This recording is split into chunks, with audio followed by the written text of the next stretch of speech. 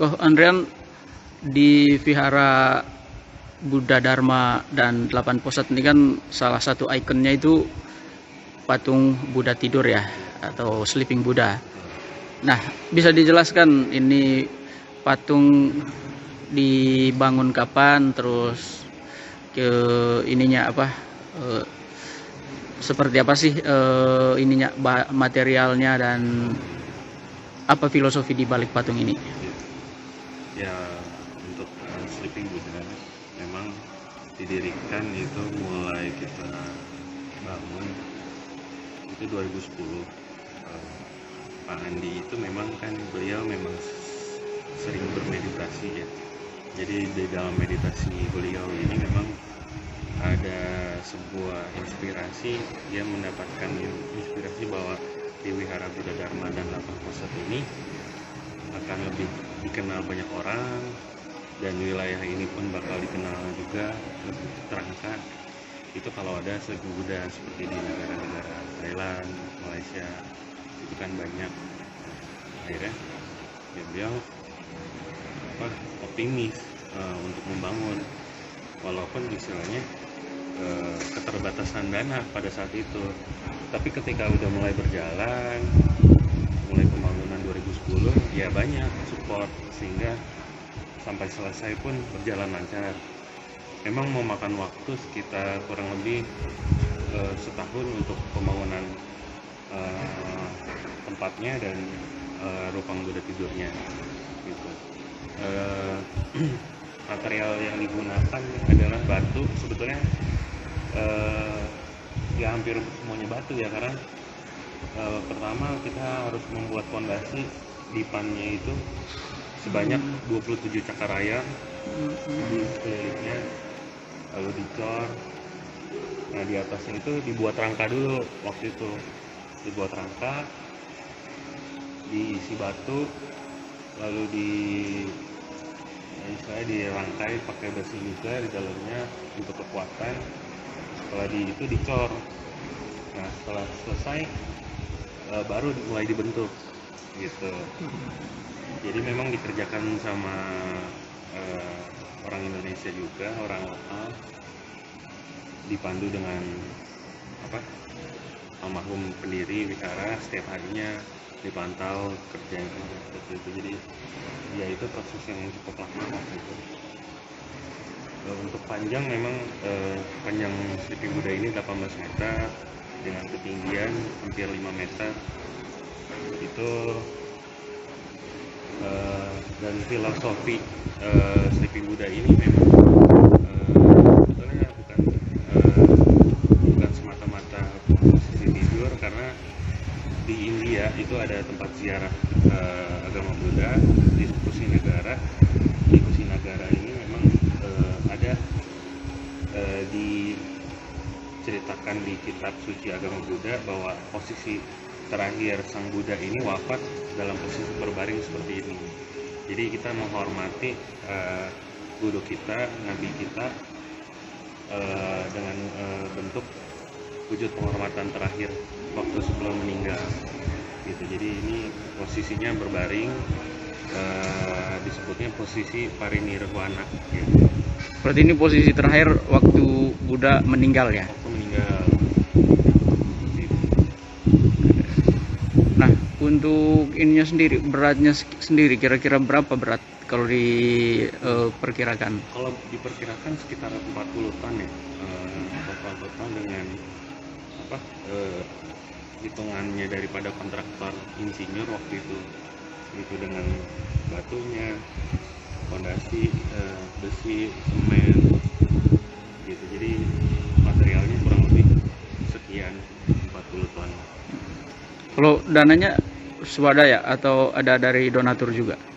Ya dari umat juga sih, sedikit banyak ada yang membantu. Ya memang ada yang berupa barang juga, berdananya ada yang berupa uang seperti itu. Nah, untuk tempat ini sendiri, tempat di mana patung Buddha tidur ini diletakkan, ini jadi tempat untuk ibadah umum atau gimana? Ya, kebanyakan kita mengadakan upacara-upacara kegiatan agama Buddha di sini. Juga kita mengadakan memfasilitasi umat Buddha yang ingin pemberkatan pernikahan di sini. Jadi kita menyediakan tempat. Itu udah banyak umat-umat Buddha yang melakukan pernikahan pemberkatannya di sini. Nanti ada ininya, ada biayanya kalau misalnya menggunakan tempat ini. Sukarela, kecuali mereka mau request misalkan mau pasang dekorasi dibantu dengan wihara, ya nanti kita keluarkan biaya sekian untuk pemasangan dekorasi tertentu seperti itu. Tapi cukup banyak ya yang datang ke sini untuk melakukan pernikahan di sini. Udah banyak. Udah cukup banyak. Kalau Wisatawan yang datang berkunjung untuk melihat patung ini banyak juga. Banyak. Kebetulan kayak kemarin ada seperti organisasi yang ada di luar negeri, di Eropa. Mereka ini praktisi meditasi di Prancis, yang mana mereka selalu mengadakan kunjungan setiap tahun ke sini. Karena mereka punya tempat juga meditasi di Puncak Bogor, jadi mereka mengadakan kesini untuk meditasi. Banyak wisatawan dalam domestik maupun luar juga banyak. Ya memang semenjak COVID sih tentunya berbeda dengan sebelum COVID waktu itu. Jadi ya cuman memang ada aja gitu. Oke. Kalau yang di depan patung itu kan ada hiyo, terus ada lilin juga. Itu berarti gratis untuk para warga yang datang beribadah ke sini. Iya, dipersilakan untuk dipergunakan boleh. Gitu. Lilin juga begitu. Iya, lilin. Nah, itu dari ini sendiri, anggaran dari vihara sendiri dari ya? Vihara sendiri. Karena di samping itu ada donatur juga yang membelikan alat-alat sembahyang tersebut. Nah, kalau dari info kan ini salah satu yang terbesar untuk patung Buddha tidur di Indonesia ya, Kok ya?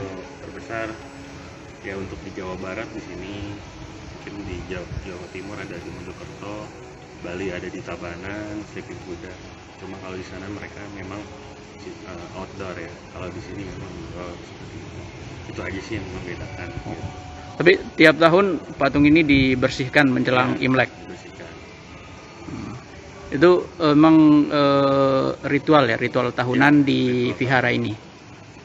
Seperti kayak di rumah juga, kita kalau mau tahun baru Imlek, kita kalau bisa rumahnya yang tadinya kusam dicat, kalau nggak bisa dicat ya minimal dibersihkan.